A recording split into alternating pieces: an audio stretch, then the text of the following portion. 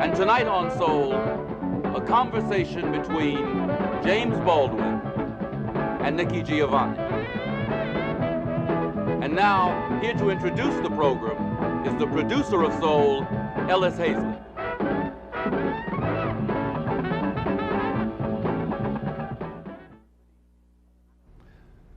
Good evening. I'm Ellis Haizlip, and I welcome you to another Soul episode. One of the miracles of this universe that we deal with is the way it can use something as cold and gray and as impersonal as an electron. These electrons that fill your television screen to bring you an experience as warm and as rich and as human as the program you're about to see. And we here at Soul are extremely proud that we have been able to put together two programs, conversations between two brilliant and eloquent members of the black family, Nikki Giovanni and James Baldwin.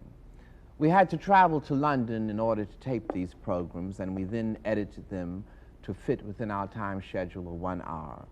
Tonight you will be seeing the first hour of this conversation, and next week we will air the second part.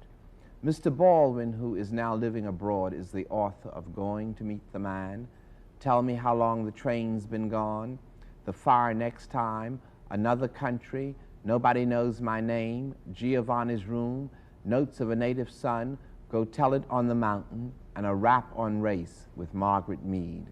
James Baldwin is also the author of the plays Blues for Mr. Charlie and The Amen Corner. Nikki, as most of our viewers know, is an old friend of Soul's and one of quite a few beautiful people who has always made her time, energy, and thinking available to us. She is the author of Black Feeling, Black Talk, Black Judgment, Recreation, Gemini, and Spin a Soft Black Song.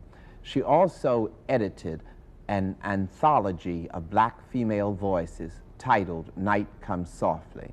So here now are Nikki Giovanni and James Baldwin in conversation.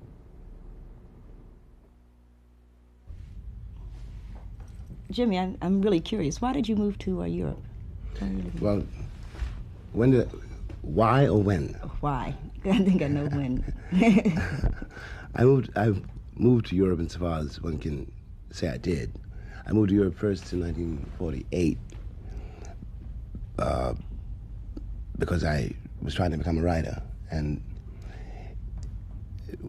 couldn't find in my surroundings, in my country, a certain stamina, a certain corroboration that I needed.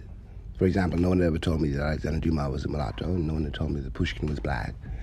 And as far as I knew when I was very, very young, there had never been anything, as far as my father knew, which is much more important, there had never been anything called a black writer. You know. Can dig it. There still isn't. So when I was, when I was 24, I split.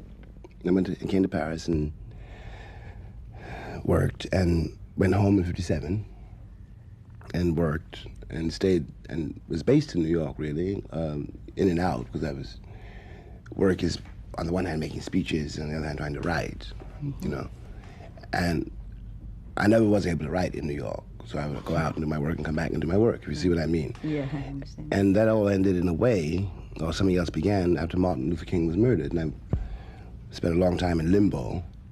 And at the moment, I'm based in the south of France, but there wasn't any way ever to leave America.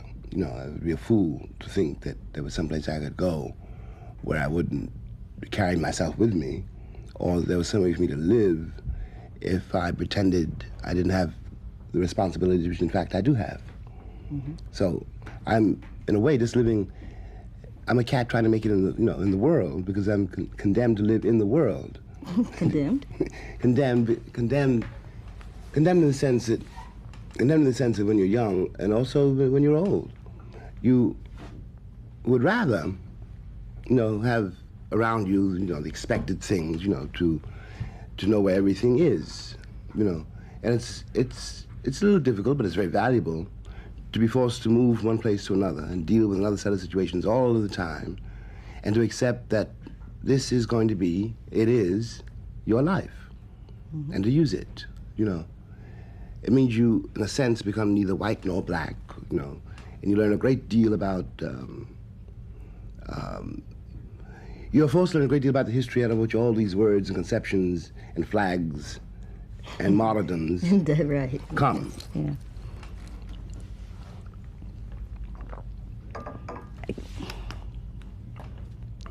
There's something that eventually I'm sure we're going to hit, so we're just going to have to work it out. All right. Okay, but let's start, let's say, with Everybody's Protest novel, which I think came out in 48.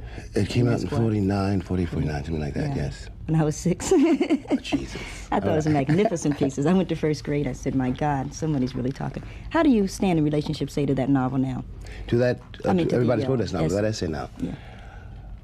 Well, I mean, what do you think about, let's say, the younger writers, of which I am one? And within that context, are we, in your opinion, like moving ahead? Are we moving out of that basic set of assumptions? oh, I think, or- I think it's very difficult for me to say it, because you know, it can be misunderstood.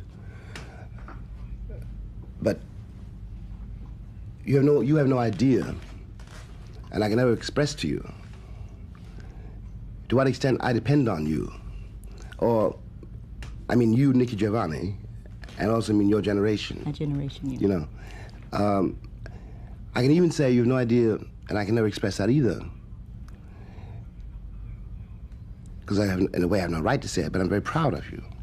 Something has moved, things move in a very strange way, and maybe inexpressible.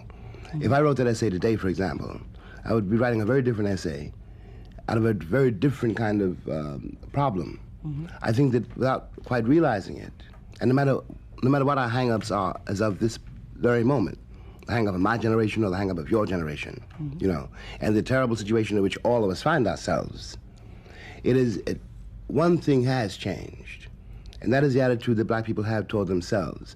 Now, within that change, I don't want to be romantic about it, a great deal of confusion and incoherence, you know, will go on for a very long time, you know, but that was inevitable.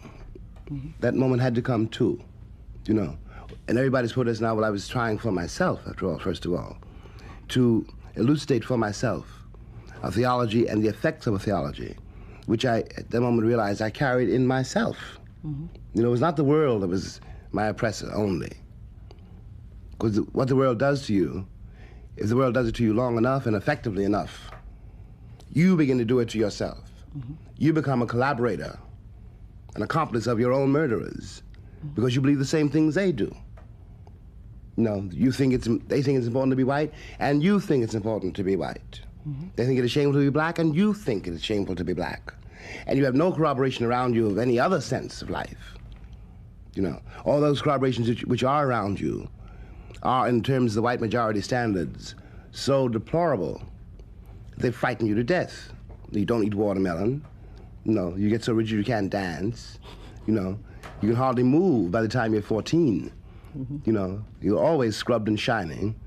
You know, a parody of God knows what, you know, because no white person's ever been, you know, as clean as you have been forced to become. Yeah, it's true. And, you know, and you got somehow to begin to break out of all of that and try to become yourself. You know, mm-hmm. It's hard for anybody, but it's very hard if you're born black in a white society. Hard because you've got to divorce yourself from the standards of that society. Mm-hmm. The danger of your generation, if I may say so, no, we will pursue this length if you like. Go on.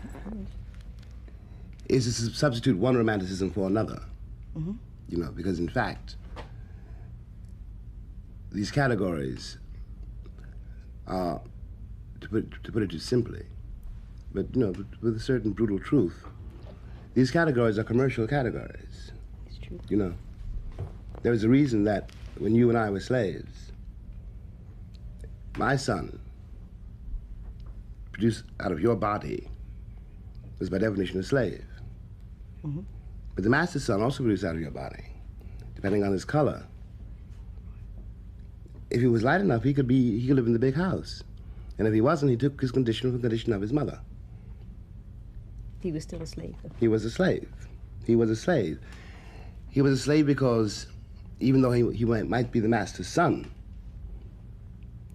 the master could make money off of his son. The whole institution was threatened if a slave woman could produce a free man. Of course. And the dilemma begins there. Do you see what I mean? I don't see why it's a dilemma. If a The slave dilemma woman can began produce a there. free man, that A slave woman was forbidden that by, means anything. a slave woman was produces forbidden by law, I said the reasons are commercial, to produce a free man, because once you have a free man out of the body of a slave, you no longer have a slave. That's true. You know. But it's very hard to recognize that the standards which have almost killed you are really mercantile standards. They're based on cotton, they're based on oil, they're based on peanuts, they're based on profits. Yeah, to this day. To this hour. Yeah. Which the church sanctifies. But the church is commercial. It's when you begin to realize all of that, which is not easy, that you begin to break out of the culture which has produced you and discover the culture which really produced you. You see what I mean? Yeah. What really brought you where you are. When you're in trouble, when I'm in trouble, I do not sing a Doris Day Tin Pan Alley tune. You find yourself, humming and moaning, something which But that has nothing to do with the church. grandfathers did. No. That has to do with Oh, no, us. that has to do with us. Yeah. And what it's all about is the attempt now to excavate something which has been buried. Which you contain and I contain, and which your kid contains, and which has got to carry, which one has to hand down the line for the sake of your kid and for the sake of future generations, and even for the sake of white people who have not the remotest idea what this means. Because we have the edge over the people who think of themselves as white, and that we have never been deluded into believing what they believe. I know it sounds like a contradiction. Yeah. But in fact, you watch the man you work for. You have to watch him. You don't know you're watching him. You watch them. But you're watching him. But he's not watching you. He thinks he knows who you are or what you are. You don't know who he is because your life is in his hands. And you have to watch him, because if you don't watch him, you might have lived from Monday till Tuesday. It's as simple as that. And without knowing you know him, you know him. He can't fool you. I'm not at all. I mean, the civil rights movement, I came up in the 60s, which is like way after everybody else. But we always assumed that we knew white people. That we really sort of like understood them. And I found out that if you don't understand yourself, you don't understand anybody else. And all you know what I mean with the snake is to watch a snake. And you know it's a snake, but you don't know it. That's right. That's right. You know what I mean? That's right. Because there's too much there's too much emotion. There's too much You know fear. what I mean? I can watch like the cat I work for, you know what I mean? And he's going to watch me to some extent. But we know each other. I would hypothesize that he knows me better because his game is running, mine's not. And that's what I've sort of always disagreed with your generation on. As long as his game is running, he obviously knows me because I'm playing. You understand? He's saying jump and I'm saying how high. Yeah. He knows me. You may be right, but I would put it another way. I would suggest that since his game is running, he hasn't got to know you. Because his game is running. You're part of the game he's running. He hasn't got to know you. I would think that one of the reasons that the Americans are in such trouble now is because the game is running. It was running up until only yesterday, really.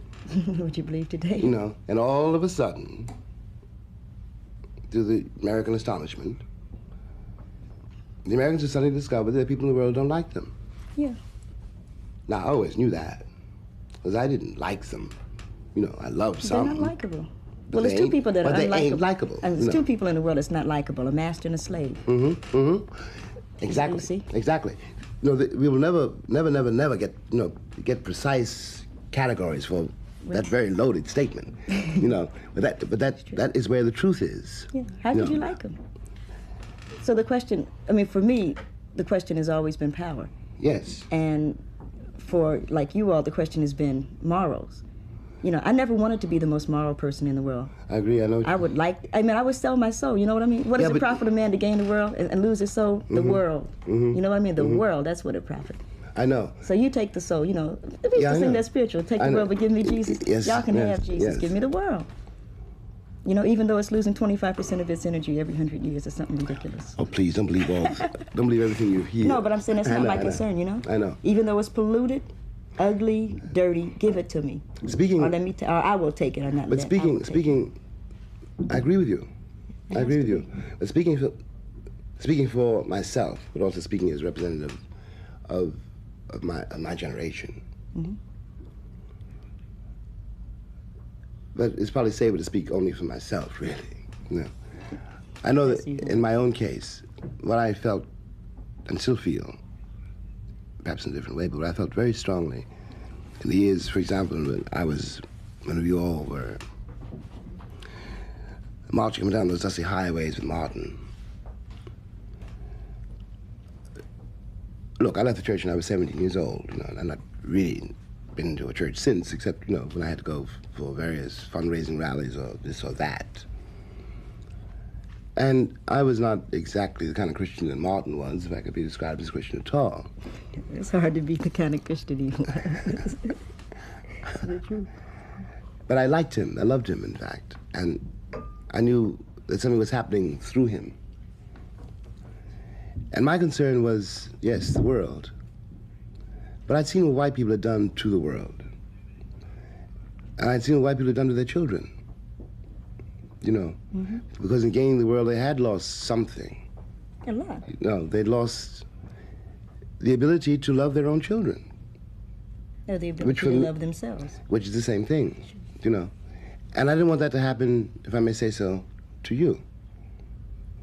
It was not a matter of morals so much as a matter of being forced in my own case to keep suggesting that though it was indeed, you know, a matter of power without, the word morals is misleading. Power without some sense of oneself is simply another kind of sterility. And that black people would then become exactly what white people have become. You know what I mean? Yeah, there's a danger. You know, I also accept this, that danger is not up to me to tell anybody how to run. You know, mm-hmm. I can only speak as what I am. I'm a kind of poet. And if I'm a kind of poet, then I'm responsible, from my own point of view, to the people who produced me and the people who will come after me. Mm-hmm. You know, so that when the Holocaust comes, and it will come, you know, eventually, no matter how simple black and white terms may be today, life is not that simple. And sooner or later, if I do my work as I should do it, when I'm needed, I'll be there. You know what I mean? I don't know if the people listening, but I know what you mean.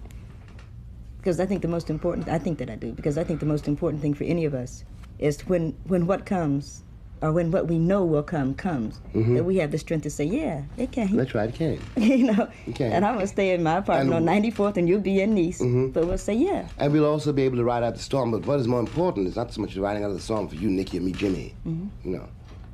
But in my mind's eye, there's always that kid. He's going to be here when you're gone. Oh, yeah.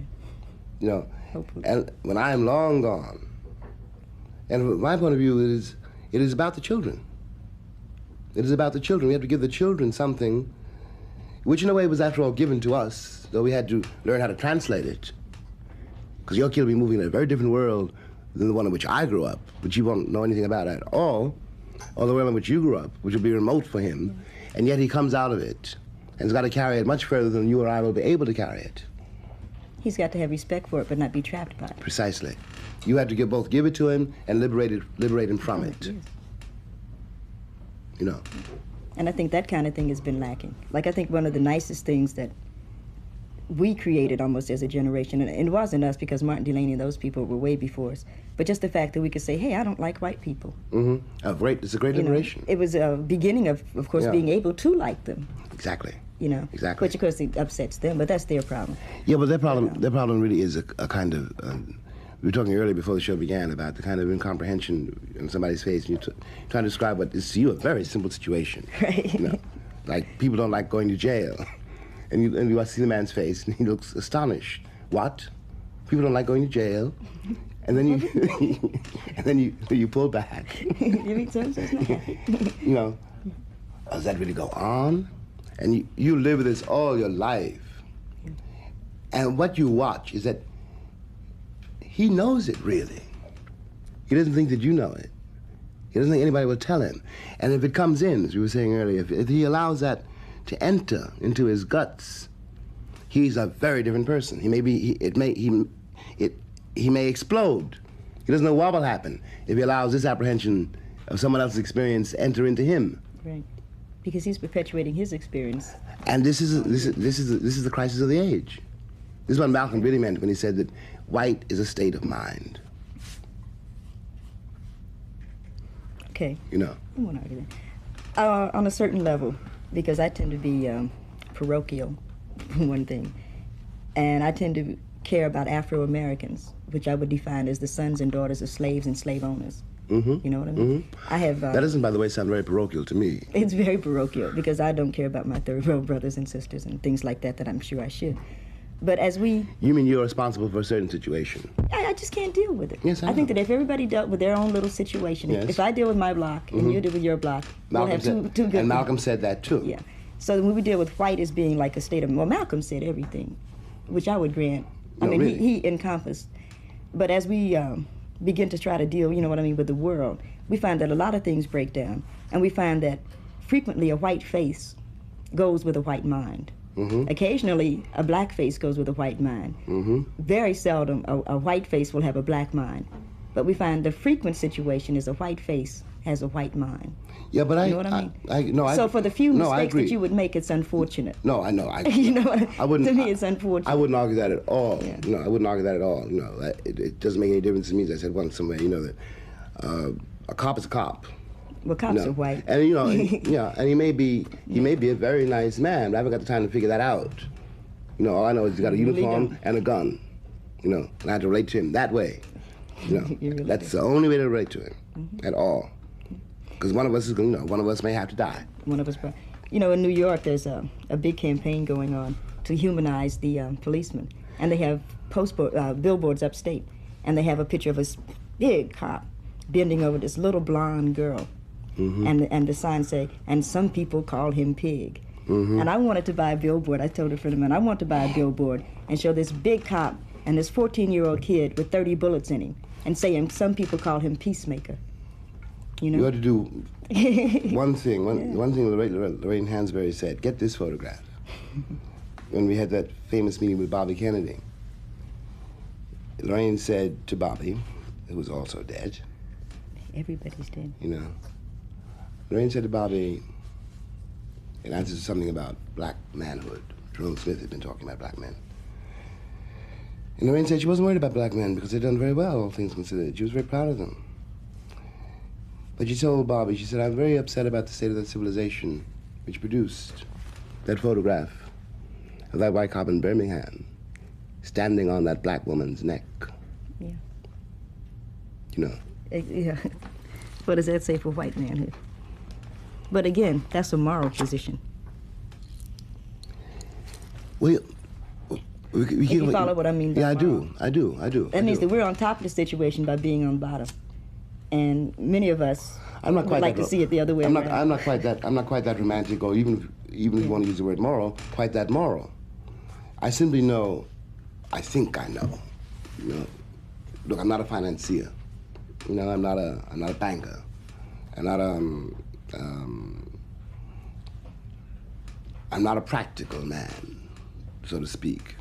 You know, and what I am. And I know the choices I've had to make in my own life to be able to shave in the morning, to look myself in the face in the morning. Now, I'm not so moral as to sit here and say that if somebody had a gun pointed at my brother's head, that I would pray for him. You know, I'm not about to tell you, you know, that. Excuse me. That I'm lighting candles every day and every night for the soul of J. Edgar Hoover. You know. Yeah. On one level, I'm not moral at all. I don't care what happens to Hoover and all his tribe. At all. But I do care what happens to you. You know. And if I am moral, which I don't really think I am, but you know, it's a word you keep bringing up. I can't find another word for I know, it. I know. But the relationship between morality and power is a very subtle one. You know, because power, ultimately, with no morality, is not any longer power. You cannot call Spain a powerful nation. You can't call Franco a powerful man. He's got a whole nation in jail. But that's not power. No. You know what I mean? Exactly. No. His game isn't running. Precisely, precisely. Now, when our game starts running, and after all, baby, we have survived the roughest game in the history of the world. Yeah. You know, we really have. No matter what we say against ourselves, you know, no matter what our limits and hang-ups are, you know, we have come through something, you know. And if we can get this far, we can get further. You know, and we got this far by means which no one understands, including you and me. We're only beginning to apprehend it, and you're a poet precisely because you are beginning to apprehend it and put it into a form, you know, which will be useful for your kid and his kid, you know, and for the world. Because we're not obliged to accept the world's definitions. Just because white people say they're white, we're not obliged to believe it. You know. Just because the Pope says he's a Christian, we're not obliged to believe it. And we'd be crazy, you know, if we did. We have to make our own definitions and begin to rule the world that way. Because kids, white and black, cannot use what they have been given. You know. And they're rejecting it. They're rejecting it. Nobody wants to become the president of Pan Am, or the governor of California, or Spiro to Agnew. The kids want to live. Yeah. You know. And we have, out of a terrifying suffering, a certain sense of life which everybody needs. You know, and that's morality for me. You know, you use the word morals, I would use the word energy. Okay. You see what I mean? I can follow that, yeah. You know, anyway, it's a very mysterious endeavor, isn't it? You know, because the key is love. I was gonna say, it's hard to figure out black people. And that's, no, really, I mean, you know, because I know. It's very hard because you say, let's say somebody like you've been out of the church for a long time, okay? I grew up, of course, in a Baptist church, and I really dig the church. I do too. I think it's a very cool. I do too. I can't dig the theology, but the music and the energies of the church. Yes. But then I went to the New York Community Choir had its anniversary recently, its first anniversary, and I went up to an AME Zion church, as a matter of fact, and some lady was singing, "Yes, Jesus loves me," and people started shouting. You know what I mean? Yes, Jesus. Yeah. People were shouting. And it hit me as I was sitting there, my God, as a so-called black militant, I have nothing stronger to offer than Jesus. Yeah, but you see, but you, baby. And that was it blew, as a matter of fact, I in church and said, ain't that a bitch? I was testifying, ain't that? It blew my mind. Baby, what we did with Jesus was not supposed to happen. You know, at all. Believe that, you know. yeah. We took that cat over and made him ours. There's nothing whatever to do with that white Jesus in Montgomery, Alabama, in that white church. We did something else with him. We made him ours. Some in us knew he was always really a nigger, because, you know, Swedes don't come from Israel. You know, you had to be fairly dark. Well, white people really deal more with God, and black people more with Jesus. No, they don't even deal with God. You know, they don't deal with God. They deal with God. For them seems to be some metaphor for purity and for safety. You know, the whole heart of the Christian legend has always been, in some sense, impressing as being, you know, really obscene. And it's the key to all the dirty jokes which come afterwards. You know, can you imagine what would happen to you, Nikki? I'm married to you. I go out to work. I come home. And you say to me, "Baby, you know what happened today?" I said, "No, what happened?" "Well, you know, the Holy Ghost came by." "Oh, he did he?" And Joe, no. The Holy Ghost whispered in my ear, and I'm pregnant. Now,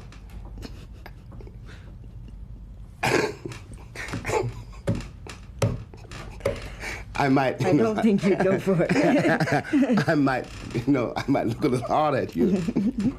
If I were really vulnerable, I might try to find that cat, the holy who? The holy who? The Holy Ghost. This has been believed by millions of people Yeah, they really who lived do. and died by it for 2,000 years. Yeah. And when you attack it, you're accused of being blasphemous. I think the legend itself is a blasphemy. Yeah. What is wrong with a man and a woman sleeping together, making love to each other, and having a baby like everybody else. It's true. It's not only. Why has the Son of God got to be born immaculately? Aren't we all the sons of God? That's a blasphemy. But we're not all the sons of God. Well, it depends on what you mean by God. Depends on who's doing it. I've claimed him as my father. And I'll give him a great, great valor between now and the time, until it's over. Because God is our responsibility. Well, I agree with that. Yeah. A lot of people don't realize, they think that we are God's responsibility. No. But it's one of him and what, 30 million of us. That's right. So, and God's only hope is us. It's true. No. If we don't make it, he ain't gonna make it either. He'd be in bed.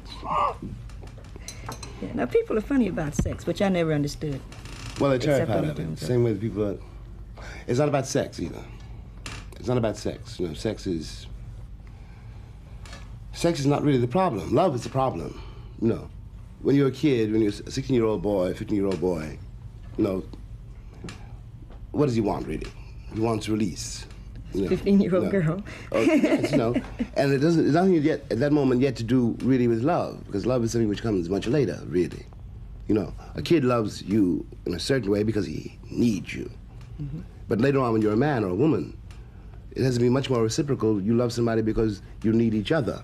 Right. But one's not capable of this idea, when you're 12, 13, 14, 15, 16, when everything is sexual, and everything is being discovered.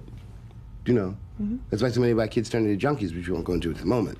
Hey, but let's come back. We'll come back to it, But the great question is not that. The great question is, you see, if it seems to me that the black male, situation of the black male is in microcosm, the situation of the Christian world. The price of being a black man in America. God bless you. I'm sorry. It's all right. It's the weather. The price you had to pay, the price you're expected to pay, and which you have to outwit, is your sex. A black man is forbidden by definition, since he's black, to assume the roles, the burdens, the duties, and the joys of being a man. In the same way that my child produced in your body did not belong to me, but to the master. He could be sold at any moment. Okay.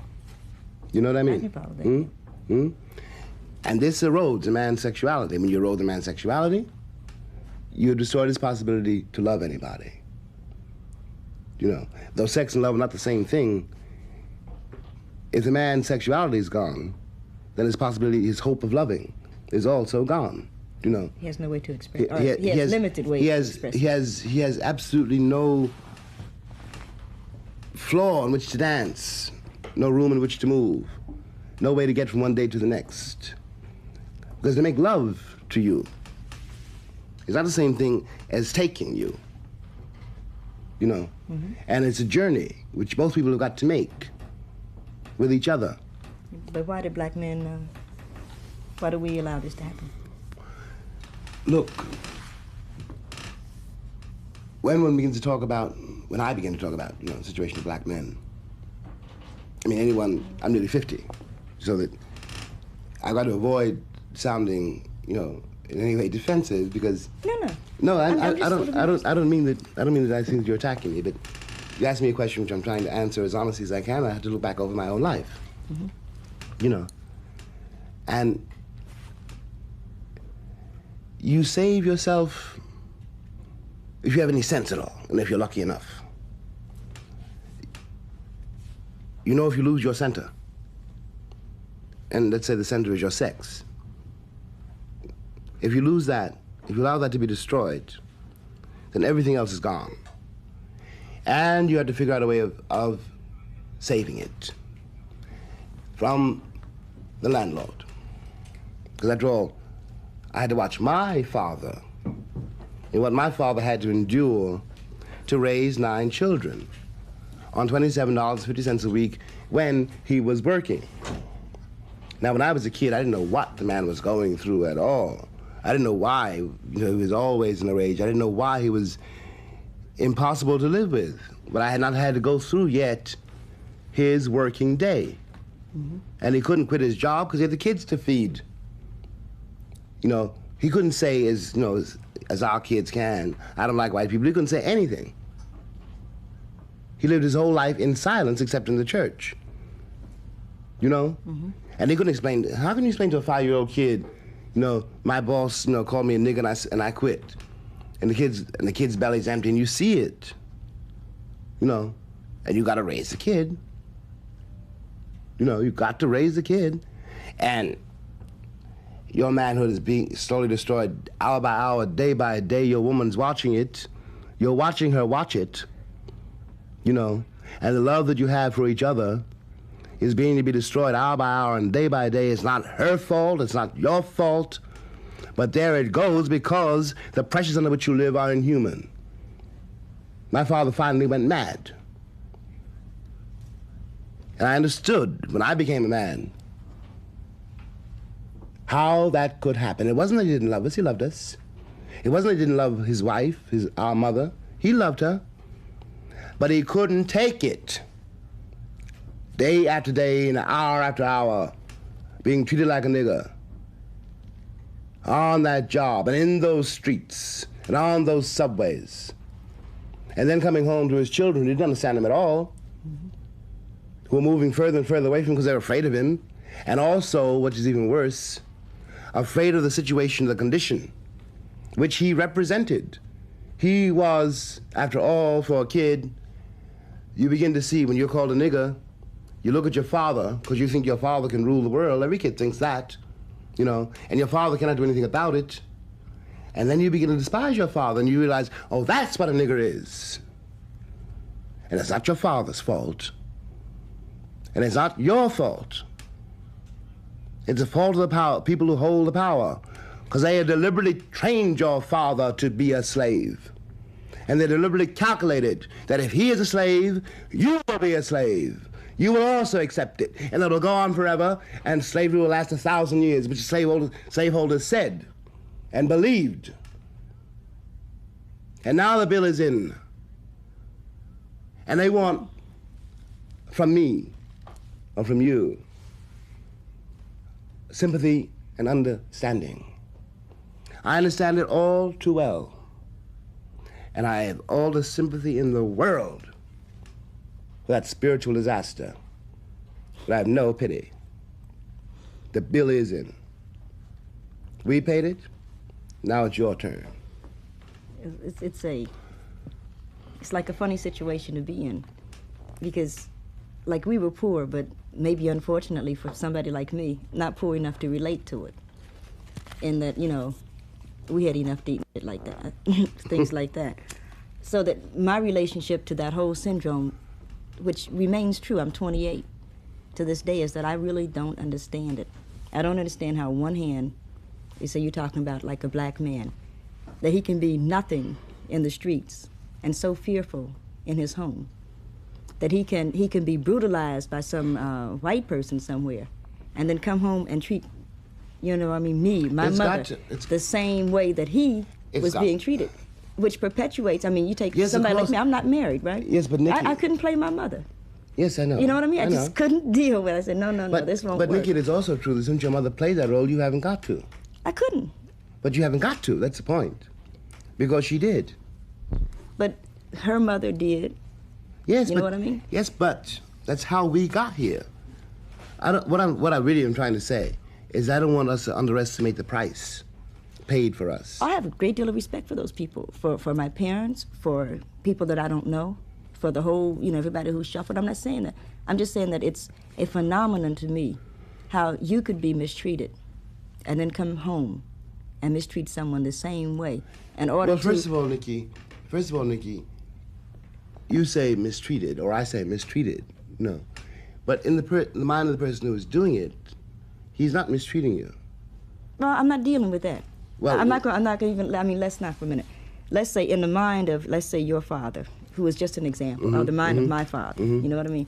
He is being mistreated. I'm not going to deal with the cracker that's mistreating him. I'm going to deal with him. He knows that he is not being treated with the respect due him as a person, as a black man. Okay.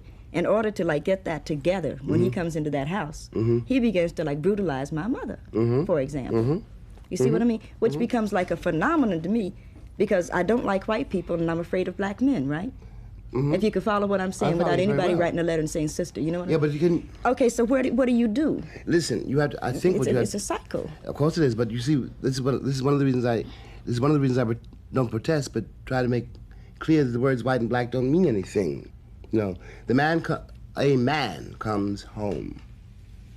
You know, he is in a situation which he cannot control.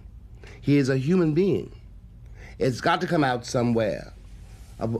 A poor Puerto Rican several years ago, for example, it's alleged. But I can see if this happened, why it happened. Cat came home and the 3-month-old baby was screaming, and you know, as babies do. And he killed it. He didn't mean to kill it. He picked it up and threw it against the wall. Yeah, I read about He didn't mean to kill it. It wasn't that. I understand, you know, because I've been there. I know something about that. I don't know if it happens to a woman, but it happens to a man. You cannot do anything. They got you. They got you. They got you by the throat and by the balls. And of course it comes out. It comes out where would it come out? It comes out in the person closest to you. I was going to say that's so wrong because what you perpetuate... Nikki, it may be wrong. I hate to use those kind of terms. But Nikki, it may be wrong. Of course it's wrong. But we're dealing with human beings. You know, one cannot be romantic about human nature. One cannot be romantic about one's own nature. That's not fair. I don't think that I'm romantic, but... No, I don't mean that you are. I have seen how the community, and even today in 1971, even today there are divisions based on those same kind of problems. That's right. So that the black men say, in order for me to be a man, you walk 10 paces behind me. You know what I mean? Yeah, well... It means nothing. I can walk 10 paces behind the dog. It means nothing to me. But if that's what he needs, I'll never get far enough behind him for him to be a man.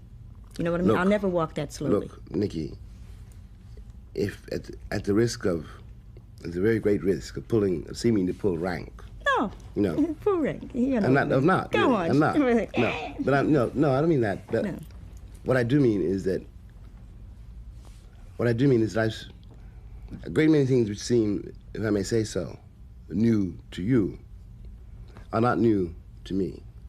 Okay. Do you know what I mean? Yeah. So I can say then, okay, I see what the cat's doing. I know how long, I can tell you almost exactly how long he will do it.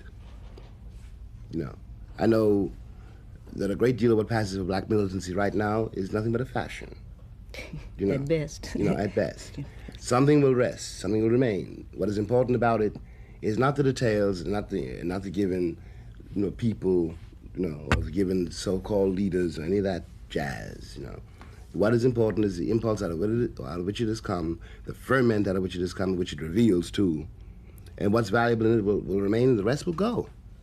Yeah, but what's... you know what I mean? Yeah, but again, what's sort of sad to me is that the same syndrome that, say, our fathers set up, coming from many, you know what I mean? My father is your age. And the same syndromes that they set up, well, you know, he's a little bit older, 55. But the same... A little bit older, 55. Thank you, baby. Well, 7 years older. The same syndromes which is being set up, is being perpetuated, is that once again, the black man is becoming the figure to slide away from.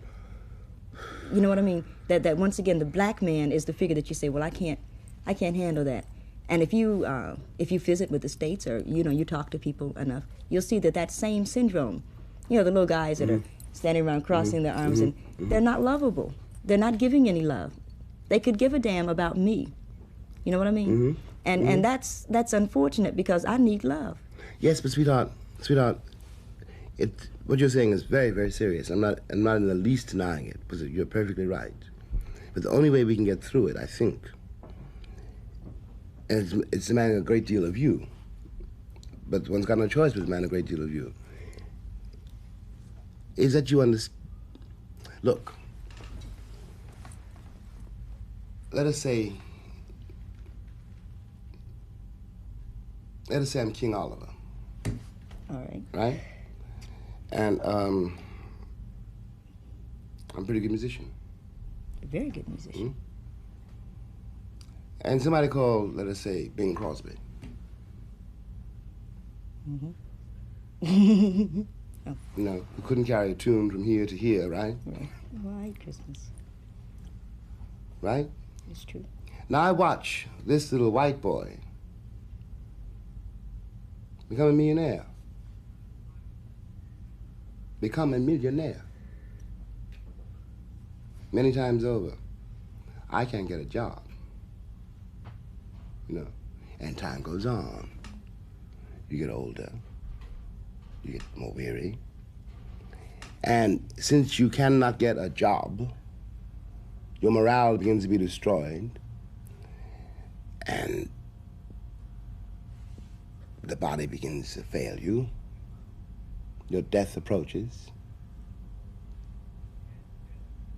All because, being a man, you've never been able to execute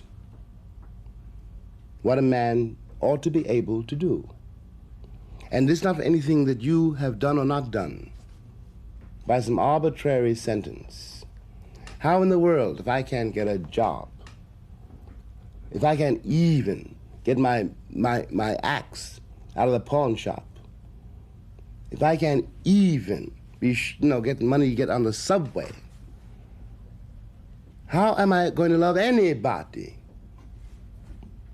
except in such an awful pain and rage that nobody could bear it? I'm not trying to defend it, I'm trying to make you see it. Yeah. You see what I mean? I do, but because maybe I'm hopeful, or because I've structured my life in a way that I won't...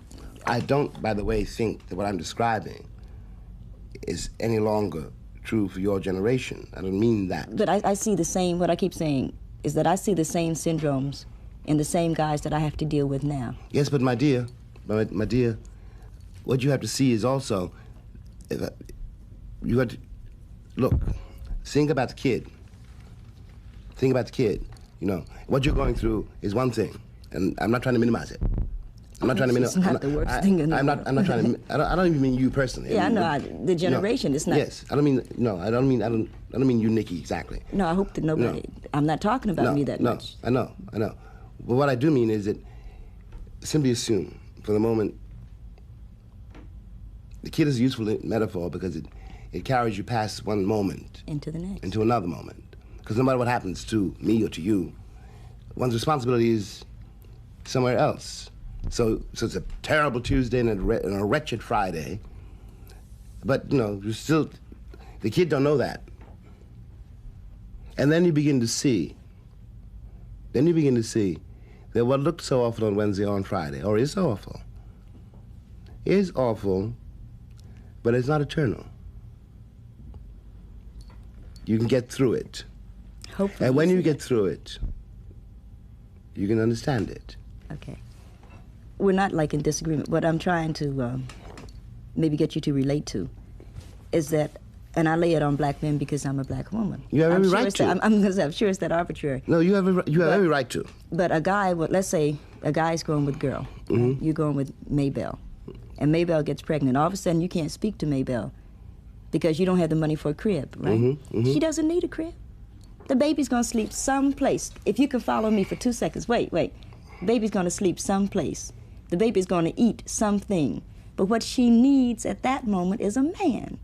Mm-hmm. And in order, if the man functions as a man, mm-hmm. which is not necessarily a provider for all that stuff, because mm-hmm. everybody can understand why you can't buy something. You don't have a job. You didn't have a job when you were always going to bed. Mm-hmm. Why are you going to get a job because she got pregnant?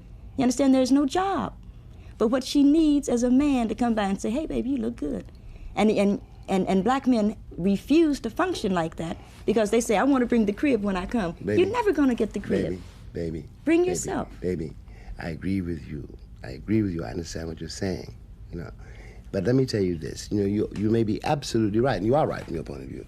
It's arbitrary. But you have to understand my point of view. I'm trying. You know. And from my point of view, well,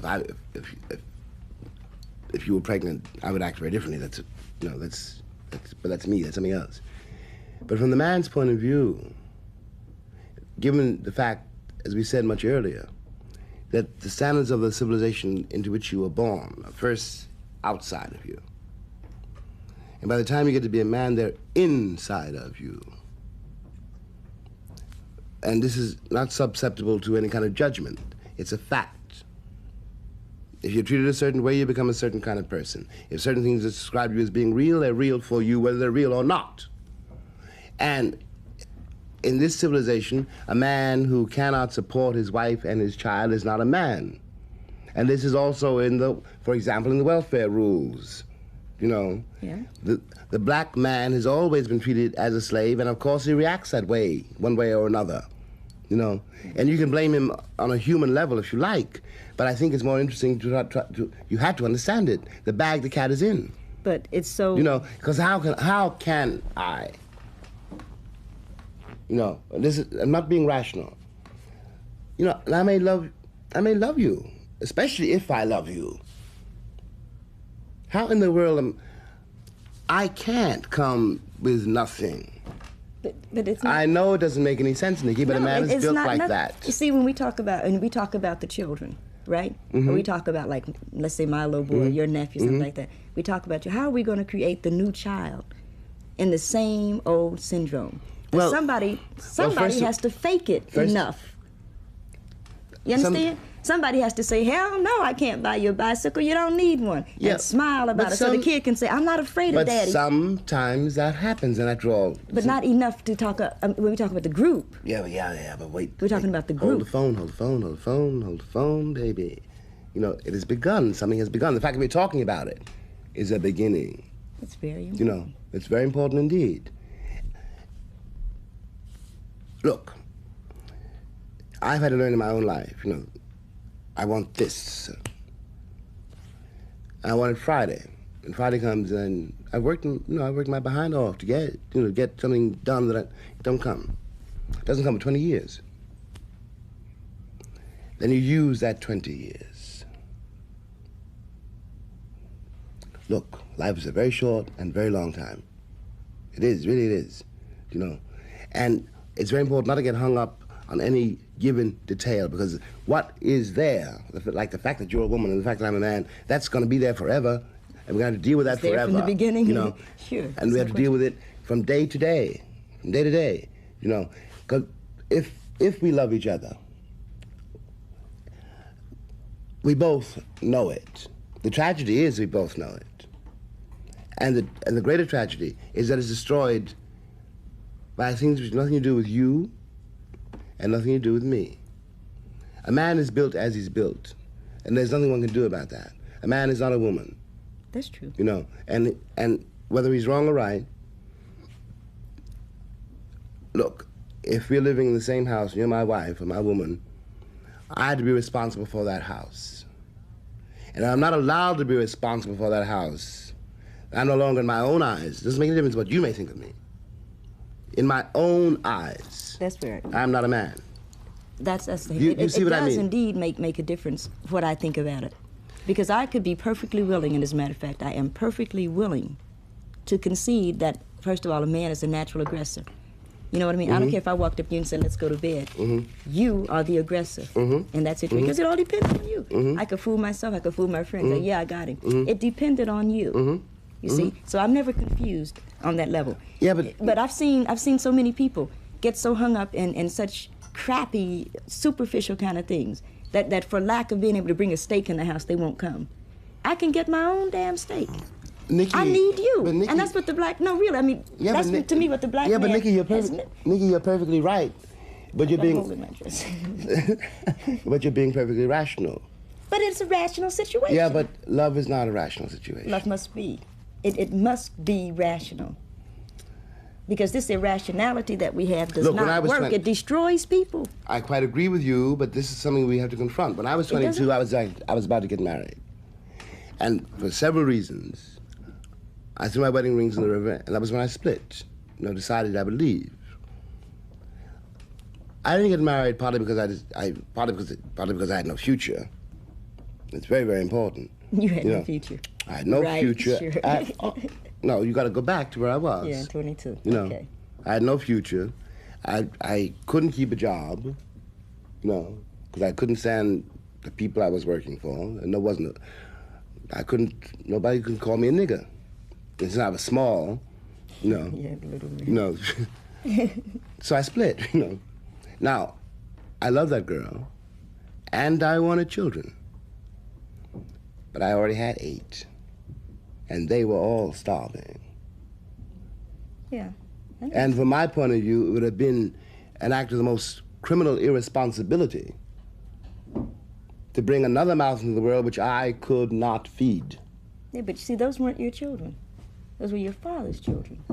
My father was dead. That's not the And point. as far as they knew then, That's not what one cannot, and I'm not knocking your life, you know what I mean? 'Cause but one cannot be responsible for what one has not produced. I said we are not being rational. But I said we must. I mean, that's my quarrel with the world. We must become rational. Those are my brothers and sisters. They were your brothers Rational or and not, sisters. they were but starving. they were your father's children and your mother's children. That was my father's responsibility. As far as I was concerned, they belonged to me. Do you know what your life, and I'm saying it like that. You know what I mean? Do you know what your life looks like, though? And this is what's happening also today. It looks like a black man can't make it with a black woman. If somebody looks at the two of us, man, we're the weirdest looking people on earth because you went your way and I went my way. Which is saying the same thing, and that's sort of a shame to say that I can't have a black man standing with me and you can't have a black woman because we wouldn't be who we are if we had. And that's a fact. But Nikki, we are, nevertheless, we are here, we met. Oh, you and I met. Yes. But I'm talking about for the statement, man. You're looking like a Huey Newton. Yeah. He can't make it with a black. Who could be his woman? We don't know. Oh, it's such a shame. We don't know that much about the man. We know what the image. Yeah, but we know what we've seen. Let us forget the image. We don't know anything at all about the man. We know a little bit. Let us assume we don't. Okay, let us assume we don't. No. If, insofar as it's true, if it's true, that Huey, for example, cannot make it with a black woman, I don't know that that's true. I don't know that it's true. I'm saying that to date. That is part of the trap, to make one believe that. I don't believe that myself, you know. It's part of a societal illusion which you're expected to believe, so that you can react to it and be distracted from the main point, which is one's relationship to each other. We've come to the end of the first part of this 2-part dialogue between Nikki and Jimmy, which, as I told you earlier, we taped in London recently and edited for showing at this time. We hope you all will be able to be with us next week when Nikki Giovanni and James Baldwin continue their conversation. Until next week, then, this is Ellis Haizlip saying good night from Seoul. If they had known that they were prisoners, they would have never been there. That's but true. they were all That's prisoners. true. You know, That's true. anybody in prison is a prisoner. But you have to act on what you know. Yeah. You know, the guards in Attica didn't know it and still don't know it and will know it for a very long time. They're dead. Most of them are dead. That's their because somebody problem. thought they were prisoners. But their children are, in some sense, everybody's problem. Because I think all children are sacred. If you see what I mean. You know, kids are okay. And I would hate to see a kid. Soul, a production of NET Educational Broadcasting Corporation. As far as it goes. Yeah, I know. I would cry. Yeah, but It's Soul, and this is your announcer, Joe Dennis.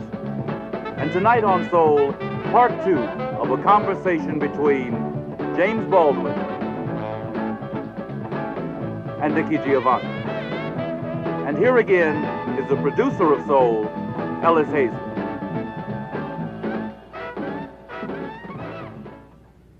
Thank you, Joe. And good evening. I'm Ellis Haizlip, the producer of Soul. And I welcome you to the second half of this conversation between Nikki Giovanni and James Baldwin. As I mentioned last week, we taped this interview in London recently and edited it for showing at this time. You will see and hear two very gifted and much loved black writers thinking, questioning, and exchanging ideas with all the eloquence and wit and passion that have brought them to national and indeed international prominence. So now let us resume this dialogue, this conversation between Nikki Giovanni and James Baldwin. How do we as a people begin to deal? what we have to with it? do, and it's a very difficult uphill job, Nikki. What you have to do is begin to change the basis on which people think. For example, you have to begin to shift the basis of the language, because the way people speak is also the way they think. Yeah. And I haven't got to point out to you because you know The English spoken by black Americans is not the English spoken by white Americans. Yeah, that's true. No. And so that's given. And we have to use it and do something with it which has not been done before. You know? Mm-hmm. We are in great trouble, but we have the great advantage of knowing we're in great trouble. You know, we're in trouble man to woman, man to man. We're in trouble, you know, father to son, mother to daughter. But we know we are. If I can liberate my great-nephew, if black people can liberate themselves, and since we're talking about a commercial endeavor, too, by the way, you know, because the great crisis is we have no land and no money. Well, that's, you know. But that's all right. That resides in power. Yeah, we'll get... Because you find out you cannot purchase anything you can't take. We'll get the power. You know what I mean? We'll get the power. You must. No, we'll get the power. And the power is not the land or the money. I know the power that. is the ability to effect. But now you are agreeing with me. Of course. You're wise, man. What? You're a wise man, why wouldn't I? Wow. No, and one of the strengths of the Afro-American, certainly the last 20, 30 years, is that we have recognized we are not Americans. On one hand. On the other hand, we are the only true inheritors of the place called America. That's right. It belongs to us. Because we are still outside of it. It belongs to us, and there's nobody can do anything about that. And we will get it. If we continue to move. I think it's a goal. In ways that one can't quite see yet. We already have it. That's one of the reasons for the panic. We have to effect it. Yes. We have to know it, and we have to make sure that everybody else... We have to change it. Sure. It's like the South lost the Civil War, but they didn't know it, which is why they continued. Until someone finally said, you know you lost. And they said, oh, did we? You know what I mean? They continued to act as if they had won. Well, they still haven't lost it, because that war was a kind of... Yeah. The results of that war are being paid for until today. And will be paid for. When we marched on Montgomery, Governor Wallace had the Confederate flag flying from the state, from the Capitol building, yes. Which is legally insurrection. But nobody said a word about it. Because, in fact, the South and North simply concluded a contract between them to keep you and me in slavery. Yeah. That's all that really happened. So the textile mills in Massachusetts got rich, and the cotton fields got rich. Where the textiles come from, except Mississippi. But see, so many institutions, to me, are not but so many institutions, like, it just doesn't make that much difference that Shirley Chisholm is in Congress or Richard Brooke is in the... Well, it's what I mean when I say, you know, the white and black are really very arbitrary categories which cannot be trusted. Well, certain things have certain color designations. Well, the fact that Ed Brooke is a senator from Massachusetts, or we have some black mayors, since it doesn't change the machine, doesn't change the parties which they allegedly represent, doesn't mean anything. I'm saying you can't tell a black man by the color of his skin. Or maybe you can't tell. Maybe my quarrel is very subtle, but maybe I'm saying you can't tell a white man by the color of his. Either. Yeah. Either. In that case, yeah, there's a great deal of hope. If you could get a black mayor to come in and change, which I think Carl Stokes did, change the police department, change the way that the city goes about its services, then you could have something. But if he's not going to change it, first of all, the militia, which becomes the police department, if he's not willing to make those kind of changes, or if he's not willing to, let's say, take on the McCarran Act, then he's just not doing black people any... or the country. Good. Well... No. It's one and the same. No. In my mind, it's one and the same. Mm-hmm. It's one and the same. Because, well, that's true. I'm not trying to... I'm not being a missionary trying to save America. But I do know that we have paid too much for it to be able to abandon it. We can never abandon it. I don't think that that's a question, because where else are we going to go? I mean, nobody else wants us. Well, in any case, my father and my father's fathers paid too much for it. I've paid too much for it. I'm only 28. Yes. I deserve it, you know, to do whatever I want to do with it. Thomas deserves it, you know, whatever that means. I just think that, like, how we go about it and what we're, well, I'm just not interested in many things that people are interested in. I'm not interested in a president or a Congress. I wouldn't care Puerto Rican, you know what I mean? I wouldn't care. I just don't give a damn. Because it's still somebody trying to run my life. I'm not interested in movements and ideologies. Because I think that I would have a difficult time. No matter who was running. You would have a terrible time. Yeah, I mean, personally, I would too. It wouldn't change one bit for me, except maybe I would even have to go in exile and I can live there now. Yeah, but you see, that's a tightrope that we're on. Again, to come back to the whole question of, you know, of labels, white and black. I'm terrified of cultural commissars, you know, on either side of the line. Yeah. You know. The older you get, the more frightening it becomes. Terrifying, because, you know, I'm much too old to be told how to write. Yeah. You know, or what to write about. But that's a stupid. My theory is that the world divides into sort of like intelligent and dumb, weak and strong, which is awful. I mean, it's really awful for me to say things like that. But there's so many stupid people. It divides not so much between the stupid and the bright, because most bright people that I've encountered, not most perhaps, but many, are wicked. I really think it, you know, really wicked. Yeah. Well, maybe. But I think it divides between the people who have a certain kind of daring and the people who don't. And the daring is involved with the price you're prepared to pay for your life. For your life. Okay. Because then you may have been born stupid, but if you're willing to live and take your chances on living, you become very bright. Yeah. But then in my world, that see what I becomes a mean? bright person. Yes, of course. Because it's not based on IQ. No. That's just, you know, that's like a very weak position people get into when they start. Well, in the States, we have a thing. I don't know how familiar you are with it, but we're going through a whole thing. There is no such thing as individual, which of course is That's killing not the true. movement. Oh, it's not only not true; it's stupid. It's killing the movement. And when you see the dum-dums perpetuating that, you don't want to be like them. So the very bright people are saying, okay, you all can have. And I hate to watch it happen because it's destroying what was almost at one point a nation. You know? It's not. Be cool. Be cool. This won't. I'm not trying. I don't mean be tranquil. Yeah. No, but let it go. Don't worry. What you have to do is concentrate on what is essential, and I think that's essential. not be sidetracked by very disturbing details. After all, you know and I know that the individual does exist. Not only does, but should. In any case, whether or not he should, he does. I'm concerned about it, I guess, particularly because there's so many young kids who want to believe. And for me, when I look at like the energy, you know, I teach school. And when I look at my various classes, the few times that I'm there, and I see those hopeful little faces, and I know that they are just as eager to become, you know, fascists as anything else, that they don't really, what they want is to believe. Then I begin to feel an obligation to say, okay, try believing in yourself. Yes, but my dear, that's all we've been talking about. Yes. You know, it's, you know, you call it power and I call it you call it power, I call it moral, or you say I do. No, okay, but it's the same thing. Yeah. It's exactly the same thing. What one is trying to do is to teach those children something which they will need much, much later, because they can become fascists very easily. Especially if they really believe, you know, that all the legends which are now being fed, you know, that black is beautiful. Black is beautiful. But since it's beautiful, you haven't got to say so. You know, Or it's since very it's beautiful, important. the ego is the most important thing about exemplifying that beauty. Because it's a very dangerous slogan. I mean, I happen to, you know, I'm very glad that it came along, because it had to come along. But, you know, I don't love all black people, really, you know. Okay.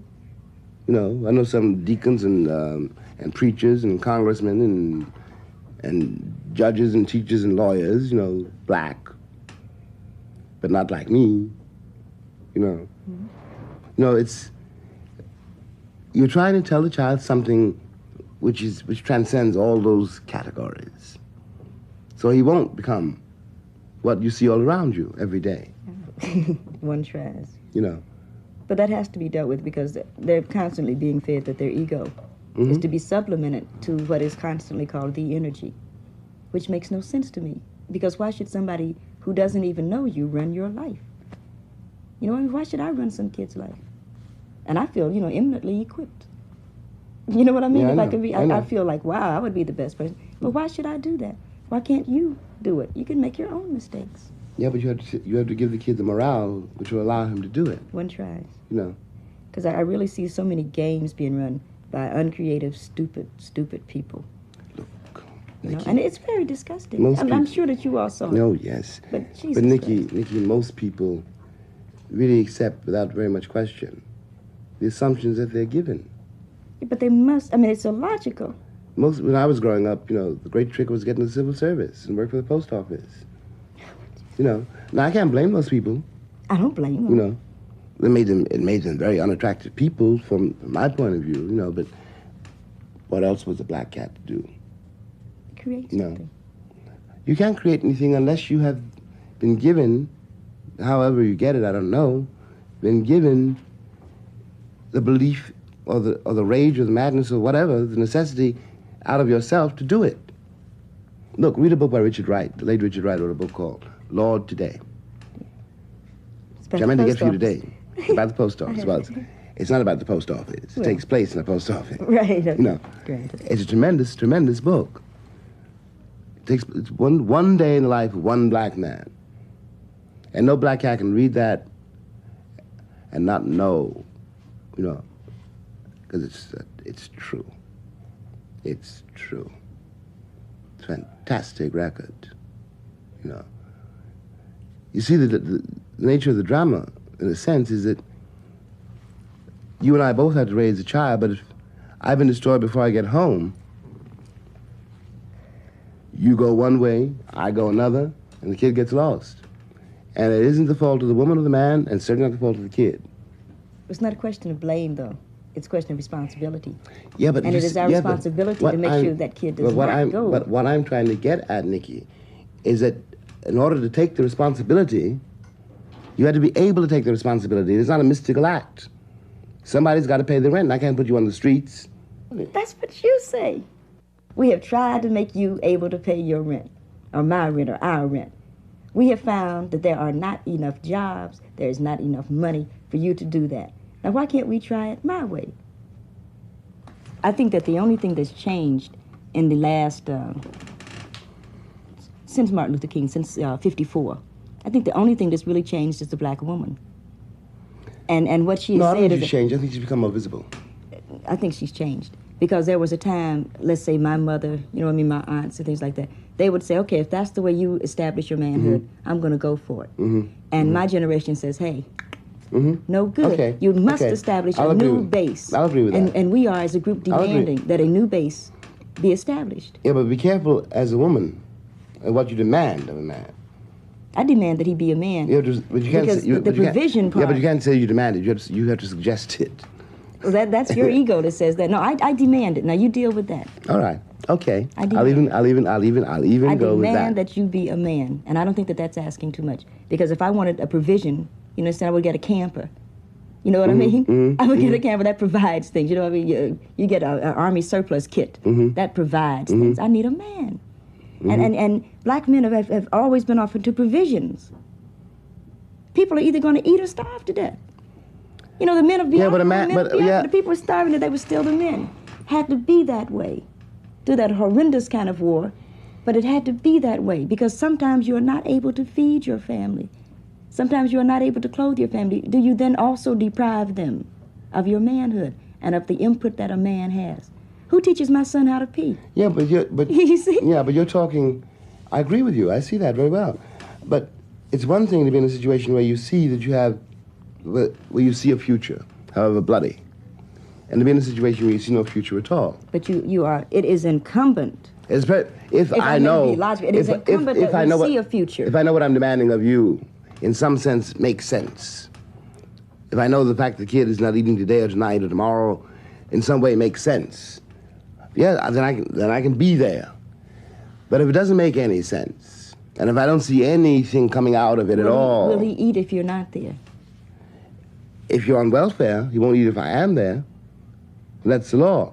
But I don't want to get bogged down into that. No, what I really mean is that, yes, a man can do that if he sees a way, if he sees that it means something. My father couldn't see that. And he was quite right, because there wasn't anything.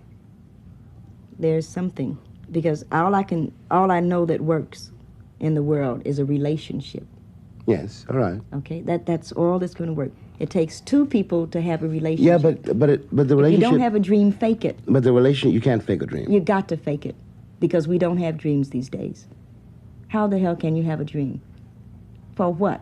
Well, it isn't... So everybody's jiving, but let's jive on that level. If I love you, I can't lie to you. Of course you can lie to me, and you will. If you love me and you're going off with Maddie someplace, you're lying to me. Because what the hell do I care about the truth? I care if you're there. What Billie Holiday say, hush now, don't explain. All right, I accept that. Of course. All Of right, course I you lie to accept me, that. because I don't even want to care. What does the truth matter? And why are you going to be truthful with me when you lie to everybody else? You lied when you smiled at that cracker down the job, right? Lie to me, smile. Treat me the same way you would treat him. I can't treat you You the way I must. treat him. You must. Because I've caught the frowns and the anger. He's happy with you. Of course he doesn't know you're unhappy. You grin at him all day long. You come home and I catch hell. Because I love you, I get least of you. I get the very minimum. And I'm saying, fake it with me. Is that too much of the black woman to ask of the black man? For 10 years, so that we can get a child on his feet that says, yeah, father smiled at mother. He talked to me about school today. Who cares that you can read or can't read? Most Americans can't read. Most people can't read. They look at the pictures. Baby, I know what you're saying. I know exactly what you're saying, and I don't disagree. But no, I'm going to be honest and think about it really. I'm not so sure that that is a human possibility. If I have to smile all day,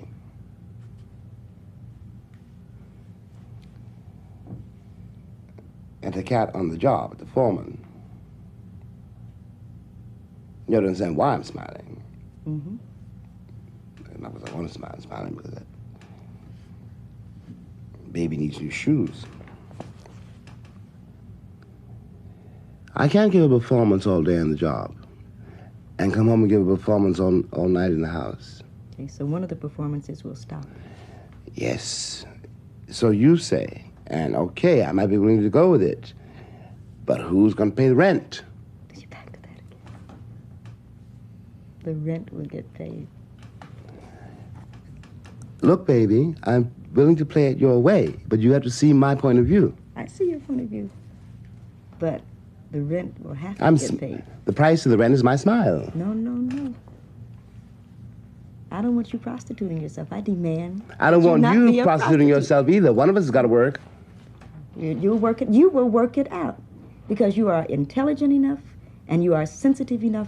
You are a man enough to work out a new system because we started off with Everybody's Protest novel and we're back there again. As long as the assumptions are the same, nothing will change. Mm-hmm. Okay. So we must corner ourselves to make a new assumption. Okay, I buy it. In case it was sort of like left up in the air or somebody, like I didn't get it across. I really think that my father, Jones Giovanni, is a groovy cat, and he's lived with my mother now for 35 years under holy wedlock, and I think that that's good for them. I think that that sort of thing worked for them. Mm-hmm. And I think that that's the main thing, that they were able to love despite it all. That's what we were talking about before. Right, exactly. And you, by the way, you do not have to tell me that you love your father. I knew that. Yeah, I think he's a gas. Yes, I just don't want to marry him. But I think, let's talk about writing for a moment, because it seems that most black writers at certain points always come back to explaining who they are. They always come back to the personal essay. You've written several novels. One that I happen to love a lot is Tell Me How Long the Train Has Been Gone. I'm glad you like that. I'm particularly, I just fell mad in love. I gave copies to my friends. I was glad when it finally came out in paperback that I could afford to do what I was doing. But it seems that even though we deal in the novel and we deal in fiction or we deal in poetry, say, we always have to come back to say, who are we? Well, I don't know. Well, like, for example, in Train, one of the things I discovered in writing it, like I knew it, when I began it, that to answer your question or to deal with the question, because it's an enormous question for me. But there's a moment in the bar in New York, up in New York State, when Leo was watching Jerry, the Italian, right. And he's watching him with an older Italian who's just come to America. And Leo thinks to himself that Salvatore understood Jerry because he existed, in effect, already in Salvatore's imagination. Mm-hmm. You know what I mean? Yeah. And he understood Jerry because of the life that he himself had lived. But no one thinks Leo looks at me that way, because I don't exist in anybody's imagination. You know, how can I put it? The reason we are forced to become more and more open, overt, is because, in fact, when you walk down the street, coming back now to the black man, black woman thing, you're my wife, my sister, or my mother. I know very well that the people who are looking at you know nothing whatever about you. Nothing at all. You know, if it's Marilyn Monroe or Pat Nixon, you know, they know or think they know, you know. But until this century begins to apprehend the experience out of which Alina Horn comes, you know, for example, or Ethel Waters, or you, or Paul Aretha Robeson, Franklin. or Aretha Franklin. Because white people, or Ray Charles, they don't know what that comes out of. There's no metaphor in their experience for it. Or the metaphor in their own experience is so deeply buried and so frightening. Because you see, the reason that people think it's important to be white is they think it's important not to be black. They think it's important to be white because white means you are civilized, and being black means you're not civilized. And it's yet to be apprehended in any way whatever that in fact I will not be able to walk the streets or even look at you or you at me or do whatever we do in our terrible days, day to day, if we were not civilized. You know, but we represent a civilization. I don't mean merely literally the African civilization or the Indian civilization or whatever. I mean a sense of life, which is the only thing that civilizes anybody, which for mercantile commercial reasons, to put it a little bit too simply, the rise of Europe attempted to destroy. I say attempted to destroy because it did not in fact destroy it. It dispersed it, and under that pressure, it began to become something else. What it comes to is that I'm civilized in a way that Englishmen are not. You know, because I've had to depend on a principle which Europeans have learned to distrust. Let's say, Does that make sense to you, though? sort of on one level, and because I tend to be slow sometimes, not sort of on another. But what I'm trying to ask maybe is, that's a dirty trick niggas fooling. What I'm trying to ask, though, like, do you think that you would ever write, say, a work of fiction, or maybe even a work of nonfiction that did not include white people? That was just about some groovy black people that you knew. You know, in terms of characters, in terms of who you're speaking to and why. You think that's, I mean, you know what I mean? I do. Well, how can I answer it? I'm working on something now which there are no white people. But I'm also working on a novel which, for the most part, takes place in Europe. And it's, to put it again too simply, concerned with the situation of an Arab in France. Now, in that context, I don't know, you know, the Arab is certainly a nigger in France, or he would be a Puerto Rican in New York, you know,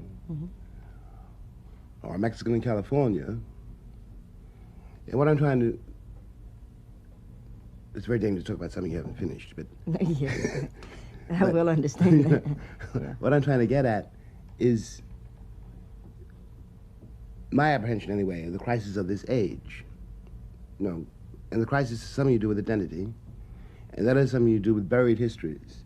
Not merely our history has been buried, but as we said before, when I was talking about, you know, the thing, my homework on Brixton, doing homework on the English working class, that history has been buried too. No, we were talking about liberation, we were talking about writing. What a writer is always doing, whether or not he knows it, is it has to go to the source, because there isn't anything else to work from. You know, you can't work from other people's assumptions. You have to work out of what you discover are your own. And your own assumptions come out of something much deeper than you. It takes a long time before you realize that there is a connection, in fact, between Tell Me Along the Train's Been Gone and Swing Low, Sweet Chariot. You know, or what Ray Charles does with dreary little anthems no one ever would dream of hearing until he got his hands on them and put our experience into them. You know? All of a sudden. Ragtime band. Yes, for example. You know, wow. Yeah, wow. Really fantastic. Well, that's what I mean by energy. And it seems to me that's the assignment of an artist, because the people who produced him. I am not responsible to anybody but the people who produced me. You know, whether or not they knew they produced me, whether or not they wanted to produce me. You know, I cannot drive a truck, and I can't sing a song. But the people who produced me pretended me to do something which they knew before I knew that I might be able to do. You know what I mean? Yeah, but there's and I keep coming back to this kind of a thing, but there's a whole movement or something that says that we have to write only about black people, and you have to, you know what I mean, that there's a little thing that says we're going to dictate. Look, the very first thing that a writer has to face is that he cannot be told what to write. You know, nobody asked me to be a writer in a way, you know, they didn't know in any case. You know, in any case, I chose it. Since I'm a man, I have to assume I chose it. Perhaps, you know, in fact. You know, I could go, no, perhaps, in fact, I didn't choose it. Maybe no. you were chosen. But in any case, you know, the one thing you have to do is try to tell the truth. And what everyone overlooks is that in order to do it, when the book comes out, it may hurt you. But in order to do it, it had to hurt me first. You know, I can only tell you about yourself as much as I can face about myself. You know, it's happened to everybody who's tried to live. You know, you go through your life for a long time, you think that no one has ever suffered the way I've suffered. You know, my God, my God. And then you realize, you read something, you hear something, and you realize that your suffering does not isolate you. That your suffering is your bridge. That many people have suffered before you. Many people are suffering around you, and always will. And all you can do is bring, hopefully, a little light into that suffering. Enough light so the person who is suffering can begin to comprehend his suffering and begin to live with it and begin to change it, to change his situation. We don't change anything. All we can do is invest people with the morale to change it for themselves. I agree with that. I'm pursuing this because it's something that keeps coming up that personally I'm interested in what you have to say. But the same argument, I agree with you as a matter of fact, but the same argument you hear say, they say, well, why should a writer be free to write what he wants?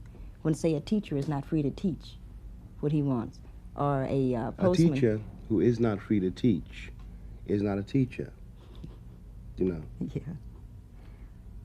That's true. You know, if I assume that responsibility, then I've got to be free to teach the way I see it. Angela Davis is precisely in trouble, not for all those nonsensical reasons given by those impeccable, honorable men like the governor of California and the head of the FBI. Not for any of those reasons, but because she was trying to teach. And to teach in the situation in which black people in America find themselves, really to teach, is a revolutionary act. Yeah. That's you solved it for me, because it's something I keep hearing. And they always say, well, why should the artist be free to do what he wants to do when nobody else is? The artist is not free to do what he wants to do. The artist is free to do what he has to do. When, in fact, everyone else should pursue along those lines. Yeah, that's wild. I hadn't thought about it that way. It's God's truth. I've been having revelations a lot lately. It's a personal thing. So what do you think, about the development, say, of the whole black literature trend from, say, Richard Wright till let's say me? All right, it's a good... This is a good cutoff period. No, it's a good beginning period. It's a good beginning period. Thank you. All right, arbitrarily, Richard, right to you. Or Chester Himes, since Chester goes beyond Richard. And since I happen to adore Chester. Oh, Chester, yes. Chester's exciting to me because when you go from, say... well, Chester's got guts. Oh, my God. Lonely Crusade, you talked about it. Lonely Crusade. Which I didn't like when I was 22. I loved it. When I read it, I found the first edition. I won't even tell you what I paid for it. And simply adored it. And I could see why everybody hated it. Let me make a confession. When that book came out, I was working for the New Leader. Oh, you know, well, I see why you, Wait a minute, hold on. And I said working for the New Leader, I was doing book reviews for $10 a shot. And going through my own changes, And also, this is very important, really. I was in a kind of political crisis because I had been a kind of communist, when I was 19. Whatever it means at 19. Whatever it means at 19. And I learned a great deal about the American Communist Party. It's a very... I like to read as an outsider. Indescribable organization. It's crazy. Well, I dislike it. But since the book, in a sense, for me, had the aura of the things I was battling, the political elements I was battling, the book frightened me. Because in those years, I don't want to get sidetracked from the Communist Party, but in those years, the Communist Party was, in a sense, the only haven for a young American black writer. It was also a terrible trap, in which most people lost their lives because the American communists were also, after all, Americans, And you worked for them like you worked for everybody else. Except since they were communists, you're not supposed to say you worked for them, I know. And all of that complicated my reaction to both Chester and to Richard, in a sense which I can't exactly... It took me a long time to understand, But it's a question of generations again, It's a question. They're both a generation older than you. Yes, yeah. It's a question of generations.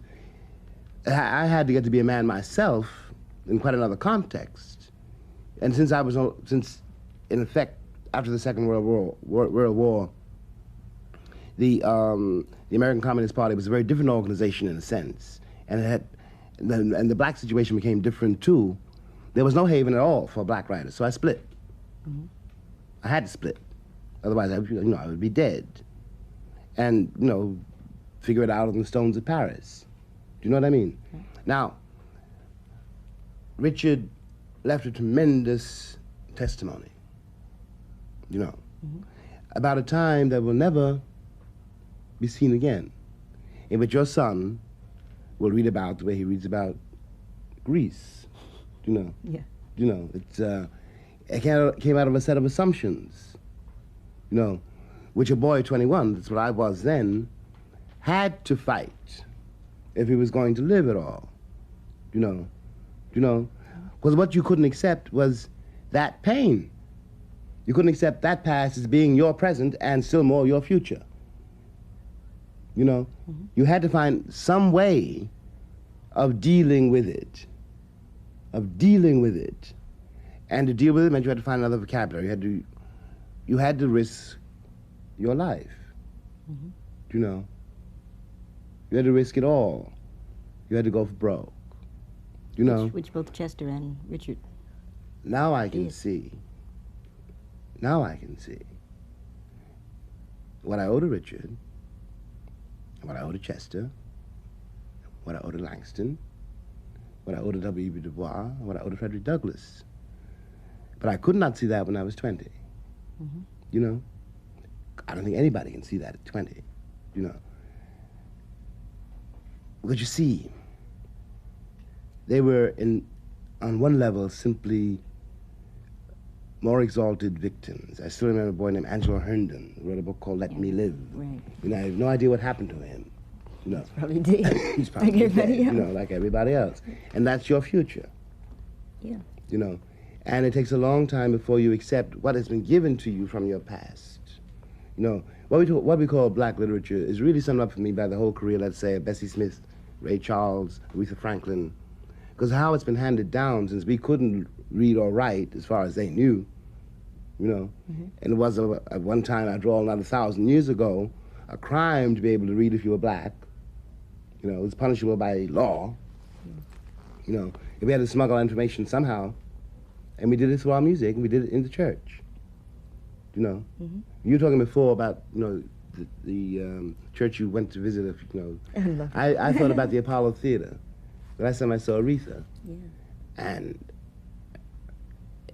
what did she do with the Apollo Theater but turn it into a gospel church service? You know, And everybody really, testified. you know, and that's true religion. Yeah. You know, and anything a black writer is trying to do has to come out of that. I don't mean it has to be limited to that, but it comes out of that because the standards which come from Greece and Rome, for example, you know, even the standards which come from what we call the Christian the Jewish Christian ethic, are very dubious when you try to apply them to your own life. Yeah, dubious You at know. best, yeah. I use the word advisedly, yes. You know, so you have to use what in fact you have as distinguished from what you've been told you have. There's a question someplace, I'm trying to form it. And again, I guess I'm stuck with Chester because among other things, he's one of my favorite writers, and I've read everything to date, including his autobiography that he's written. So it's easier for me. But if you move from, say, If He Hollers, Let Him Go, right into third generation Castor, the first on that group of, okay. Then he had to stop. He left the States also. He left the States much later than all of you all in terms of age. Not much, well, later in terms of age. He was much older. Yeah. Then he began Pink Toes and went into the Coffin-Head Gravedigger Jones, which everybody assumed was safe. You dig it? Then Everybody? he did, well, most people, you know what I mean? Yeah, I know. That they could publish him because they said, oh, it's just a detective story. Then he did, of course, the master detective story, Blind Man with a Pistol. And they said, who's the murderer? He said, the state's a murderer. It's not a detective story at all. It's an allegory. It's fantastic. Exactly. But again, I'm talking about Chester and Chester's pursuit of truth. Because Richard Wright died before he quit pursuing truth, or was murdered That's before right. he quit. You know what I mean? But Chester could say, okay, I will pursue truth in this way, which looks a little better, that you can make a movie out of it if you want to. It'll still be true, and then takes it right to Blind Man with a Pistol. Sweetheart, it's the same thing that we were doing on the plantation when they thought of this thing, Steal Away to Jesus, and I was telling you it's time to split. Yeah. You know? Yeah.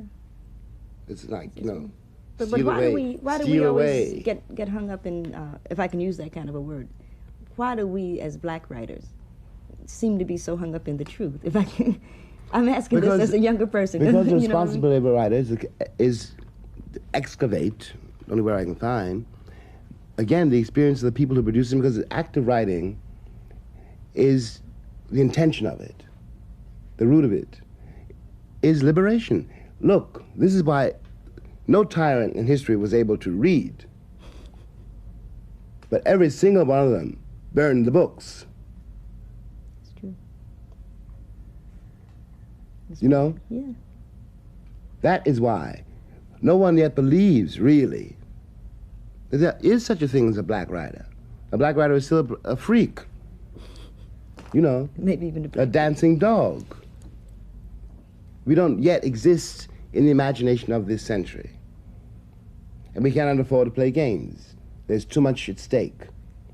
But there has to be a way to do what we do and survive, which is, to me, what seems to be missing. Sweetheart, our ancestors taught us how to do that. We have survived until now. You use Chester as a very good example, you know. And people may think Blind Man with a Pistol is a detective story. He didn't write it for the people who think it's a detective story. Yeah, that's a great book, though. You You know, know, and it's very you know, underestimated. but you see what I mean? Yeah, I do. Look, there was a law. Let me say a very brutal thing. A very brutal thing, but it has to be said, I think. There was a law in America not 1,000 years ago which stated that a black man has no rights. This was a law, Yeah. which a white man is bound to respect. Now,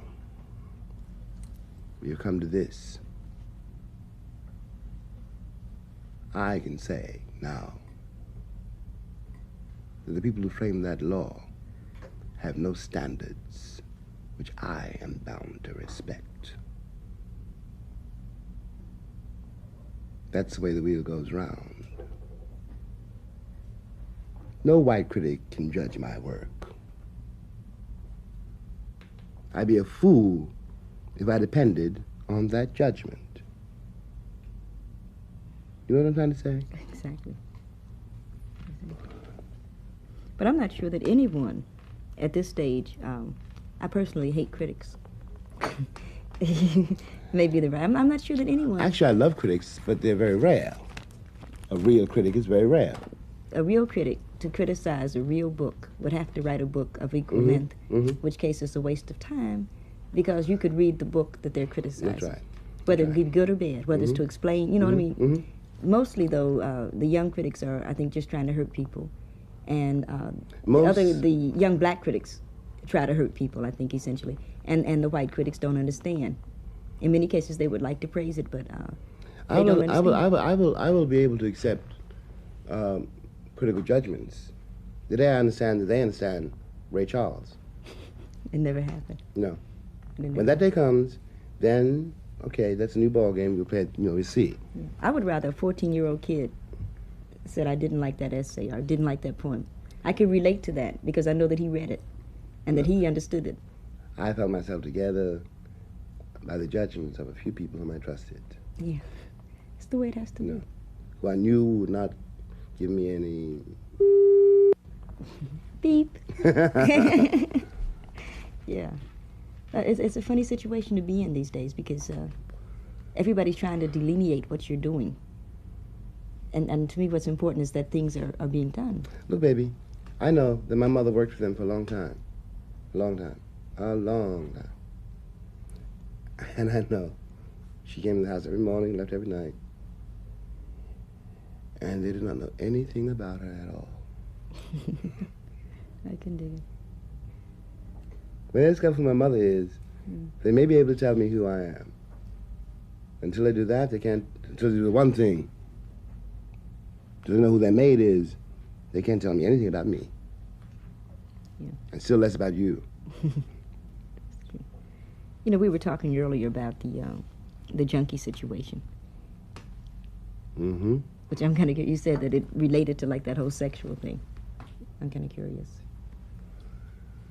Well, we don't have to discuss it. No. I was thinking about something a junkie once said to me, who was a very good friend of mine, a musician. And he said, "You're a junkie too."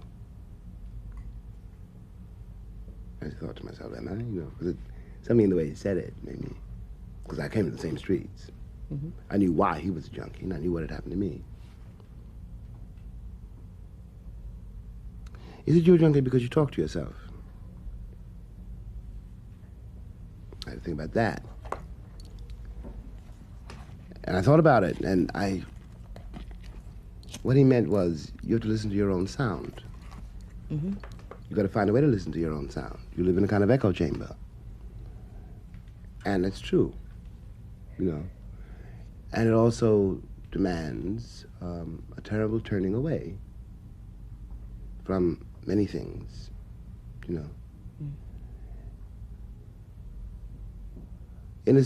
On one level, I must say that some of the junkies I have known have been among the most valuable people I've ever met in my life. Because they know something. I'm not trying to be mystical about it, but they know their situation. George Kane wrote a book called Blues Child Baby, which is a tremendous book.